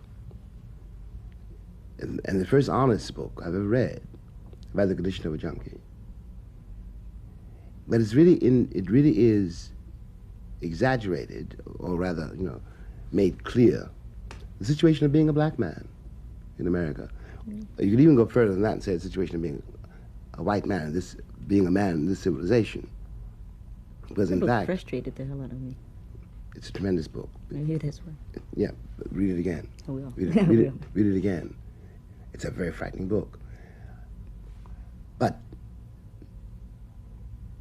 you have to, in order to live, finally, make so many difficult and dangerous choices that the one thing you really are trying to save is what you lose. And what you're trying to save is one thing: your ability to touch another human being or be touched by that person.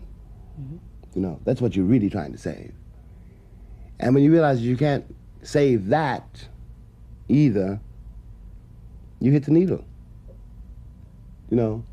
And it is one more way. After all, the junk comes from somewhere. I don't care how many cowboys they throw to the wolves and how many, drives against drugs. I lived in the ghetto, and I watched it. You know, I think that's the biggest hype in the world. You buy drugs in the ghetto like you buy whiskey in the deep South from the sheriff. Right. You know, yeah. It's part of a criminal conspiracy to destroy black people. The proof of this is nobody cared as long as our kids were dying. Mm-hmm. It's only when it got, the plague spread outward up to Scarsdale, Westchester, and white kids started dying. Then we have a drug problem. They have a drug problem. No. I think it's a big hype. And I'm not on anything, so I don't know it from the inside. I don't try to. But all it's done is to divide the people who are not on drugs. Because the junkie and the pusher go on. Yeah, the junkie and pusher do go on. They have a love affair. But nobody's going to break them up. But you and I fight about it. I think really, seriously, something my brother said to me years ago, he got robbed by a junkie, right? Okay. And he was very hot, he was very angry. But then he realized that the junkie didn't have any choice but to rob him. That the whole point was to set you at a division, Mm-hmm. I decided after that, that the junkie is a victim like me, a brother like me, Mm-hmm. I ain't no better than he is. I really am not any better than he is. We're in the same trap. We're in the same trap for the same reasons, Mm-hmm. It's the same way, that the great powers can use a tribal war in some unknown country, set them against each other, then blame both parties and put the money in Switzerland, and they still own the country. Yep. But both countries are to blame because they have to stop and think about it. Of course. I mean, Nigeria just finished with that horrendous fiasco, which is what you're talking about. One of the examples that I mean. Yeah. There was no point in it. But, baby, it takes people a very long time to learn a very little. If you consider your own life, if I consider my life, when I think how little I've learned in, after all, a fairly long time, and what it has cost me to learn whatever I've learned, and then to face whatever it is I've learned, and then to act on it, it takes a long time. I don't think that... Do you see what I mean, though? Sure, but I don't think that I'm all that, different or exception or something like that. But I think there's certain things... Well, first of all, I don't need anybody to feel better than, you see. And I think that, that junkie hype, mm-hmm. that whole war hype, that whole homosexual hype, you know what I mean? That whole... Do I not? He's not black hype. Mm-hmm. I don't need it because it doesn't make me any better. People invent categories in order to feel safe.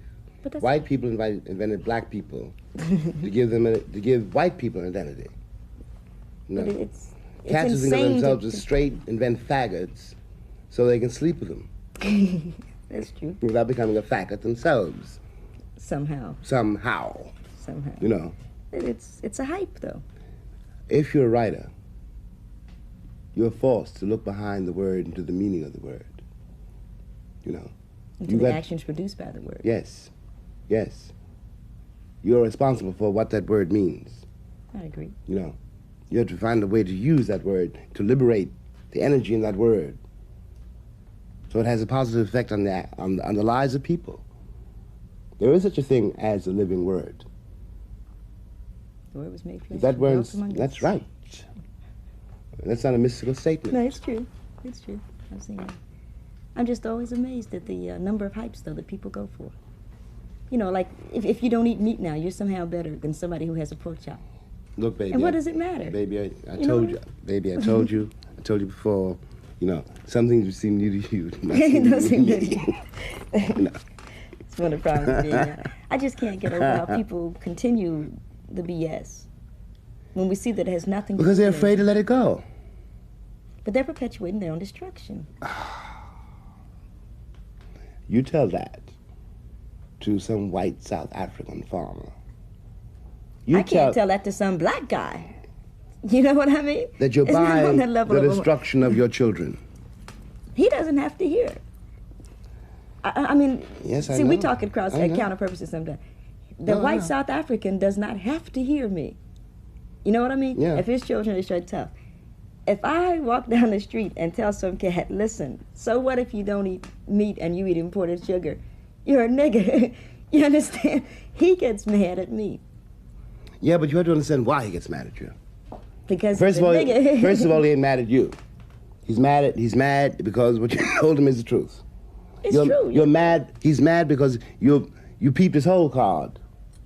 He's mad because he is trying to establish an illusion which you are breaking. He's mad the same way those terrible preachers in the church I grew up in were mad, when I began to ask them questions about what does this really mean? When I began to watch their lives. They were nothing but pimps and hustlers, really. Yeah. Wrapped in a cloak, in the blood of Jesus and all that jazz, And you ask them a real question, they hate you. Of course they hate you. But it just... It's so self-destructive. But it's got nothing to do with you. Of course It has it's to do with them. self-destructive. Yes, I know that. But we're back at how we're going to get over that and into... Look, baby, I've written off my generation, completely. I don't talk to them. Let's go back to the kid. You talk to those people who can hear you, and you save what you can save. And you are not going to live forever either, Thank God. Yeah, what you have to do is make it possible for others to live. Mm-hmm. That's the only reason to be here. Who needs the rest of it, really? That's true. It's so weird, though. It's so... it's counterproductive, I guess. That's very bad English. That's very bad. Would you say that, to sort of sum things up here, would you say, you tend to be optimistic? On those kind of levels? When I pick your kid up in my arms, yes. I look at you, yes. Not me. Yes. I'm very pessimistic. Oh, no, you're not as pessimistic as you think you are. I'm not pessimistic. You got far too much energy to be as pessimistic as you think you are. I'm pretty pessimistic, though. No, I think you're pretty realistic. I think you're pretty cool. I think you're pretty clear. But pessimists are silent. Pessimists are people who have no hope for themselves, for others. Pessimists are also people who think that the human race is beneath their notice. They're better than other human beings. Back to that. Hmm? So we're back. People really feel the need to feel better than somebody, don't they? Because they can't. That's a mystery which I can't. But they do feel it. I don't know why they feel it. It's really interesting. But they do. It's like being in competition with somebody, which is something I never understood. I've been, in my own life, in competition with me. Which is enough. Enough. So, Enough. Yeah. Just That'll fulfilling keep you yourself. busy. Just, And it's very good for the figure. It makes you happy, Well, it means that in any case, you can walk into a room and talk to somebody, look them in the eye, Mm-hmm. And if I say, I love you, I can say it. But I can't, get on my face, I can mean it. Right. I've only got one life, and I'm going to live my life, in the sight of God and all his children. That's all I can see, which it's maybe parochial, narrow-minded, bullheaded. But it just takes up so much energy just to keep yourself happy. You know what I mean? It isn't even a question of keeping yourself happy. It's a question of keeping yourself in relation to, in some kind of clear relationship, more or less, to the force which feeds you. Some days you're happy, some days you ain't. But as long as we can manage to deal with it on the simplest level. Right. Just to bear in mind that this person facing you is a person like you. You know, Yeah. they're going to go home and do whatever they do, just like you. They're as alone as you are. You know. But that becomes a responsibility, doesn't it? Well, it's called love. Yeah. You know. We agree. Yeah. Love is a tremendous responsibility, though. It's the only one to take. There isn't any other. I agree. That was incredibly beautiful. We've come to the end of this, what I think is a very important exchange of ideas and experiences, and really love between Nikki Giovanni and Jimmy Baldwin. And we here at Soul thank them so very much for letting us have the opportunity to do this special program, a conversation between Nikki Giovanni and James Baldwin. This is Ellis Haizlip saying good night from Soul. See you next week. That's awful. We're supposed to be arguing. We blew this gig. Sit down. Goofed again. No, I think love is an answer, but you have to be logical about it. You know. Well, it's another way, of course, but logical, you say logical, rational, I say clear, but it comes to the same thing.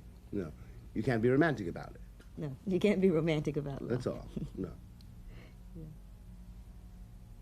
I think we're through, Jimbo. You think we are? Yeah. You asked the loaded question, the one that you... I asked the loaded. You did ask the didn't loaded know. question? Yeah. Oh, okay.